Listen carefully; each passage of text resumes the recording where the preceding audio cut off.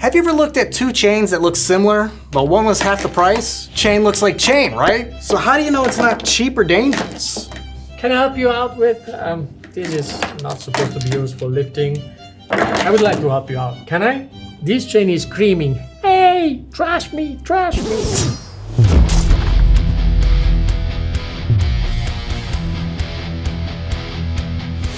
All right, so my first question is, are all chain created equal? To a certain extent, yes, because if you look at the production processes, they all follow most likely the same production steps. There are different clues that you can pick up when you look at the chain in terms of identifying.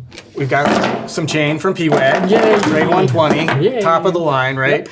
I also went to the local hardware stores in the area around here. I don't want to name any names.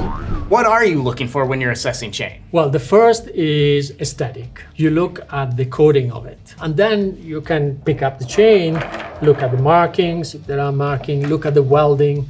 And you see this one, for instance. If you scratch on the welding, you may always scratch your finger and injure yourself. So it's already a bad welding, an indication that this chain is not done properly.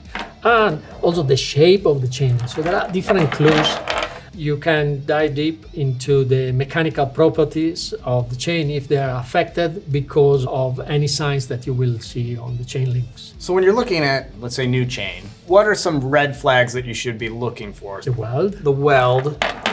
the shape of the link. So you see one side of the chain is straight, the other has kind of a belly. So it's not symmetrical. The chain link is not symmetrical, and that may have an impact if this chain were to be mechanically engaged, which I suppose no one would dare to think of using this chain for anything but fencing and the decoration purpose. I've got this hoist here. Is the chain on this hoist any good? The first thing that I would look is first the finishing, and look at my hands. So just by touching it, I'm oil and grease. It's like putting my hands in a salad. It's slimy. Yeah.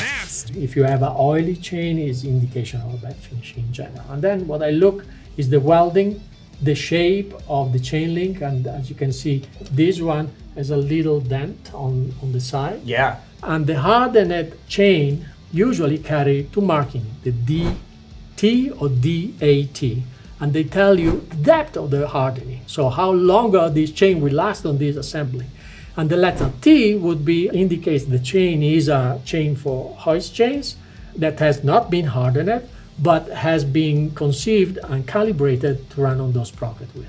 I don't see any T, DAT or DT on this marking. I just see a simple GAT and no other markings. So not a good indication. If you were to take a guess, where does this chain come from? A cheap producer. It is questionable also the raw material used for that. So it is a G80, but hey, what about the raw material? What about the level of hardening? What about the surface hardening, which matters here because the chain goes on those sprocket wheels. So this chain might be fine for, if you're going to put it in your garage and use it once or twice a year. But if you're going to be on a site where you're going to be rigging things all the time, you want something a little better than this. Where does poor chain usually come from? An area where you have producers that do not have a reliable supply of power, for instance. That is crucial. When making the chain, you want to have a power grid that is constantly supplying you with the same amount of power with no interruptions. And also you have to have availability of the raw materials. The steel that you are sourcing should influence the product. If you don't have access to the proper alloy to make this particular chain, but you have access to carbon steel and you're making the product anyway, well, that are all clues that gives you an idea. Every time you step into a chain factory, there is a distinctive smell. It is unique of that chain factory. If you care about those chain machines, the product will be a good product. And it's all depend on how accurate the chain producer is looking after this jewel, which are the chain making machines. If those machines are not cared, are not serviced, are not supplied with the power that is needed, and do not have access to the raw material, then you would have a bad chain. But here, a marking. Can you feel with your finger, if you scratch on it, Yeah. So there is something odd with the way the chain machine was bending that chain link. And because of the bending phase, probably something has happened on the side of the chain link, and that may compromise the integrity of the chain link. You can buy bad chains from anywhere. You have to be discerning. You have to be diligent. Yeah. Diligent in doing your research. Who is the producer? Where is the raw material coming from? Is it a reputable company? Only one chain link is enough to make that chain fit. I asked some of our rigging inspectors if they could pull some slings aside for me that they've pulled from service. How can you tell that this chain has exceeded its life and should no longer be used in service anymore? You know, as an investigator, chain investigator, you can measure if there is any wear off in between the chain link. If you have a deviation of more than 10% on the diameter that is supposed to be, that is a confirmation that this chain has been wearing off in between the two chain link. The length of the chain link, obviously, if there is any sign of elongation, you will see in the inside length. And you technically you can measure also in chain link like this.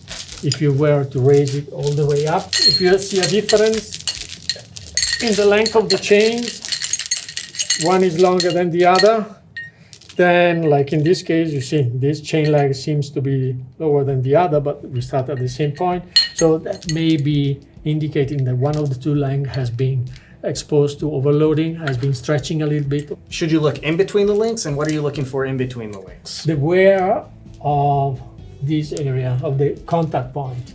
If there is any wear of the contact point, you can measure with a caliber, but the wear between the two contact points. It's also an indicator of the chain being used over and over again. I have a couple other chains that I want you to look at, and just let me know if there's anything wrong with these chains.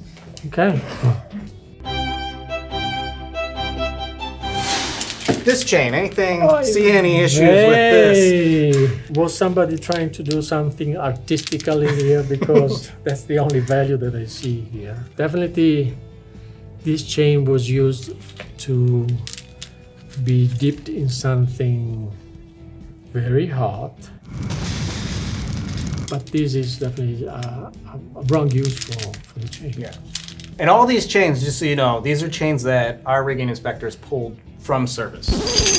What? Tell me about See any issues with this one here. Oh my goodness. So this chain, I tell you what happened to this chain. This chain was dipped into an acid environment, and the acid has been eating up the material. The acid at which it was exposed, it has eaten up the steel. So also in this case, you would have used a totally different chain. Stainless steel would have been better. Any issues with this chain? That's a similar situation, because you see the beginning of it. No, it's even worse. I wonder how just this part has been corroded. I know that.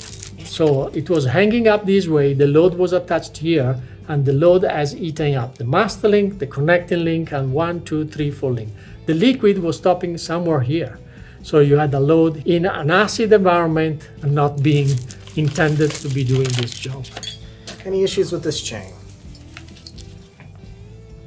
Okay, finally we see the proof of an overload. This chain is screaming, "Hey, trash me, trash me."